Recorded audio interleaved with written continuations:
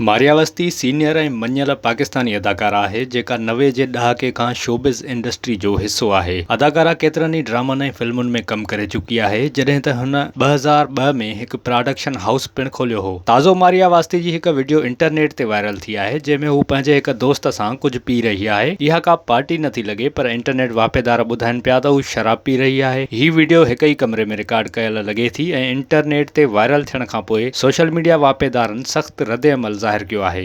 मारिया अवस्थी जा मदाह ऐं इंटरनेट वापेदार अदाकारा जे अहिड़े अमल ते साणस कावड़ियल नज़र अचनि था ऐं मथसि छिती तनक़ीद करे रहिया आहिनि। वापेदारनि जो चवणु हो त इहा ई शोबिज़ इंडस्ट्री जी असलियत आहे। कंहिंजी वीडियो लीक थी वञे थी त को वरी बची वञे थो। सैयदा सुगरा नाले वापेदार इस्तग़फ़ार कंदे लिखियो त जाहिल अहिड़ियूं कुदियूं हरकतूं पिया कनि, अल्लाह माफ़ करे। शाज़िया नाले वापेदार ॿिन्ही खे यादि ॾियारियो त हू मुस्लमान आहिनि, मुल्क जो नालो ख़राब न कनि, खेनि शर्म अचणु घुरिजे। विज़िट कयो अवामी आवाज़ मीडिया ग्रुप जी वेबसाइट awamiawaz.pk।